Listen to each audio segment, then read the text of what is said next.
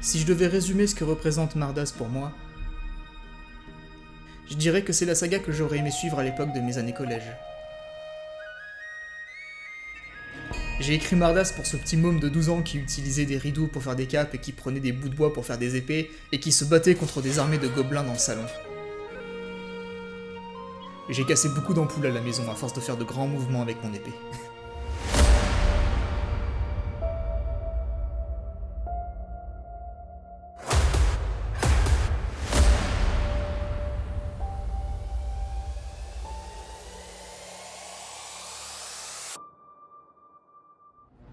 J'ai toujours été fasciné par les anti-héros, par les mauvaises personnes qui vont à l'encontre de ce qu'elles sont et qui finissent par accomplir des actes héroïques sans le vouloir véritablement. J'ai toujours trouvé ça plus fort en termes de storytelling qu'un héros lambda au cœur pur qui réussit tout.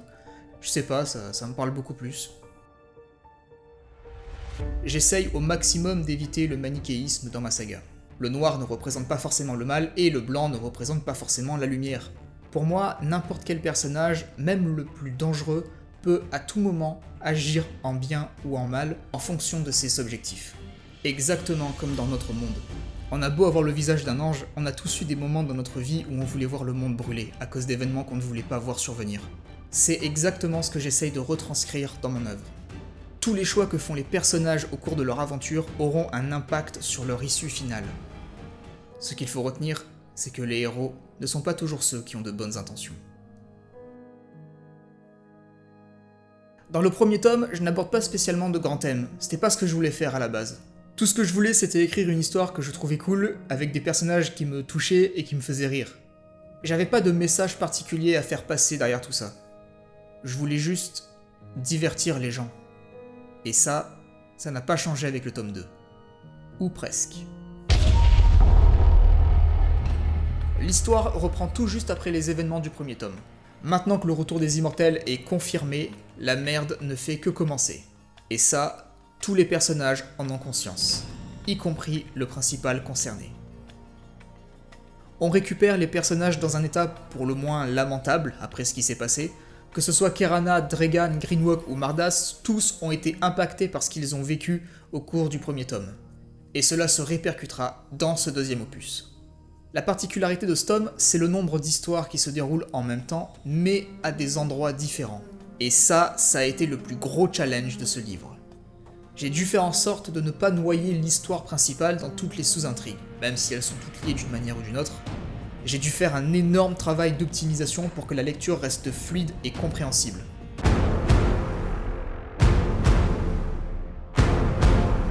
En premier lieu, nous avons bien sûr Mardas, qui a maintenant regagné son titre de Seigneur Noir et bras droit de Baal, et qui devra faire comme si rien ne s'était passé lors de son séjour en compagnie des Gélin. Plus particulièrement avec la jeune Kerana. Avec l'aide de ses fidèles, ils iront occuper une place forte afin de réinstaurer progressivement le culte Immortis. Un culte dédié à la grandeur des immortels qui sont considérés comme des dieux par leurs nombreux fidèles. Des dieux qu'ils ont la chance de côtoyer et d'approcher, et qu'ils craignent aussi par-dessus tout. Mais en dehors de ses fidèles, Mardas ne sera pas seul. Un autre immortel a été chargé de le seconder dans ses tâches. Mais Mardas, méfiant, fera tout pour s'en éloigner le plus possible. Car cet immortel a des intentions cachées concernant le Seigneur de Feu. Des intentions qui pourraient engendrer de lourdes conséquences. Maintenant que les reines du pays des Rivlin reviennent à Dregan Gélin, celles-ci vont très vite lui échapper. Sa défaite contre les immortels à la bataille de Moram aura d'énormes répercussions sur son pays, puisque la majorité de son armée, les Aigles de Fer, témoins de l'inexpérience du jeune homme, vont choisir de l'abandonner et de déserter leur poste en signe de protestation. Ce qui va entraîner une brèche majeure de sécurité dans le pays, entraînant également une perte de confiance de la part du peuple qui ne juge pas Dregan apte à reprendre la couronne, mais qui va aussi engendrer une perte de confiance massive chez le jeune homme qui risque à tout moment de basculer dans la folie. Il devra alors jongler entre la reconstitution de son armée pour rassurer son peuple et la sécurité de sa sœur. Car après le passage des prétoriens, Kerana Gélin reviendra à elle sans son enfant qui venait de naître, une enfant immortelle, dont l'enlèvement a été commandité par nul autre que Mardas lui-même. Kerana se mettra alors en tête de traverser le pays Erivelin pour retrouver sa fille, contre l'avis de son frère, quitte à en découdre avec le Seigneur de Feu pour sa trahison. Mais heureusement, la jeune femme ne voyagera pas seule.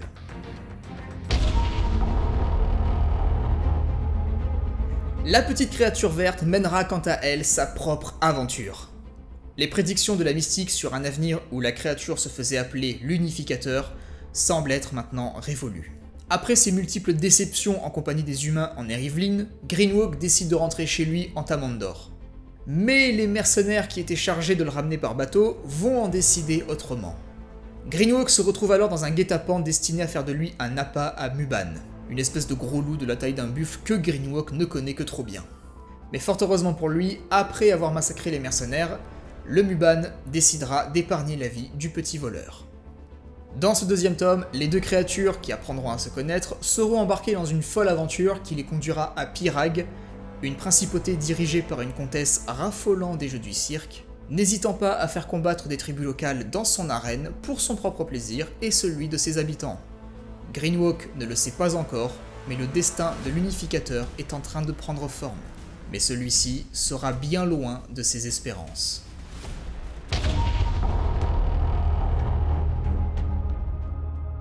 Beaucoup de nouveaux personnages viendront donner vie à ce deuxième tome. Chaque arc narratif contient ses propres personnages secondaires ainsi que ses propres antagonistes. Si vous prenez l'arc de Greenwalk par exemple, c'est avec lui que vous découvrirez un nouvel aspect de l'univers jusqu'à présent mis de côté. Vous ferez la rencontre d'une multitude de nouvelles races qui essayent de survivre dans un climat oppressant et qui luttent pour garder leur foyer. Chaque arc sera incarné par un personnage secondaire qui lui est propre et que je vous laisserai découvrir. J'ai choisi de mettre en avant le thème de la liberté sous toutes ses formes. Dans le roman, beaucoup de personnages se retrouvent prisonniers dans des cages ou des cellules, parfois physiquement, souvent mentalement. Arriver à se libérer définitivement de ces chaînes nécessitera un sacrifice qu'ils devront être prêts à payer.